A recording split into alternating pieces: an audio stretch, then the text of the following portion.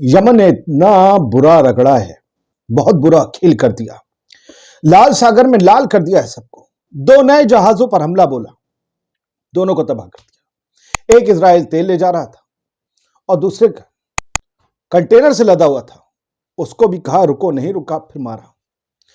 खबर देख लीजिए ईरान ऑब्जर्वर के हवाले से, और क्या इसकी कॉन्सिक्वेंसेस हैं, क्या गड़बड़ हो चुकी है, वो मैं बताने जा रहा हूं। 3 मिनट का एपिसोड है, जल्दी से।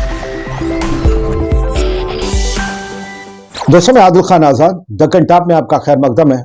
यमन के अंसरुल्लाह मूवमेंट ने 2 शिप्स को रेड सी में टारगेट किया है। पहले शिप का ये 2 नए ताजा जहाज हैं, बिल्कुल ये कुछ घंटे पहले की खबर है, जल्दी जल्दी नहीं आ पाती, बड़े कंफर्मेशन के बाद आती है। तो पहले शिप का नाम स्वान अटलांटिक है, जो कि इजराइल तेल लेकर जा रहा था, फ्यूल लेकर जा रहा था, कच्चा तेल लेकर जा रहा था। और दूसरे जहाज का नाम है MSC क्लारा।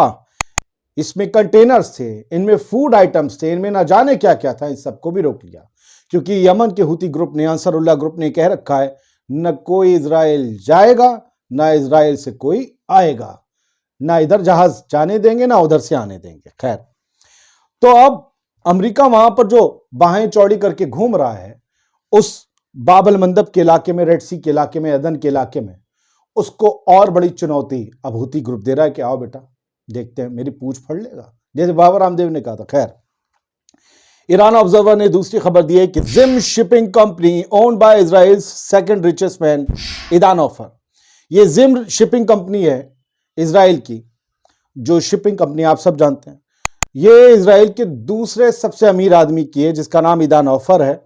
उसने अपने कस्टमर्स को इन्फॉर्म किया है, जो जो उनके शिप्स पर कंटेनर लाद के भेजते हैं, उन्हें इन्फॉर्म किया है कि भैया अब जो है पर कंटेनर शिपिंग पर $100 से $400 अगले चुकाने पड़ेंगे, क्योंकि हौती ने हमारे रास्ते में दखल दे दिया है, खलल डाल दिया है, और हमें अब पूरा अफ्रीका घूम के जाना पड़ रहा है।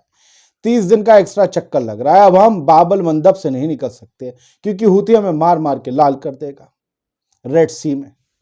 तो $100 से $400 अगले अब इजराइल के ग्राहकों को चुकाने पड़ेंगे। अगर वही माल उन्हें पुराने रेट पर या $50 इनसे सस्ता, इनके जो बढ़ाए हुए रेट है, कहीं और से मिल गया, तो लोग इजराइल से माल क्यों लेंगे। इजराइल को इकोनॉमिकली बहुत बड़ा डेंट हुतीज ने पहुंचा दिया है। छोटी सी खबर आखिरी, ये कहा गया है कि west is heading for economic disaster. Iran observer के हवाले से कहा गया है कि पश्चिमी मुल्क, यूरोप खासकर, बहुत बुरे इकोनॉमिक डिजास्टर से अब जूझने वाले हैं या जूझ रहे हैं, क्योंकि Euronav has suspended its activities in Red Sea. Euronav जो शिपिंग कंपनी है, उसने रेड सी में अपनी शिपिंग एक्टिविटीज को बंद कर दिया है। नहीं जाएंगे हम, ना माल ले जाएंगे, हमें मरना नहीं है, पिटना नहीं है, जहाज डुबोना नहीं है हूती के हाथों, ये कह दिया है। The company is the world's leading tanker company in the maritime transport and storage of crude oil. इनमें लद के इनकी ये जो कंपनी, अलग अलग तरीके के जहाज होते हैं। यूरोनोव के जो जहाज है वो बेसिकली कच्चा तेल ले जाते हैं एक मुल्क से दूसरे मुल्क। इनके बड़े बड़े टैंकर्स होते हैं, उसमें वो कच्चा तेल भरा हुआ होता है, और इन्होंने कह दिया नहीं जाएंगे।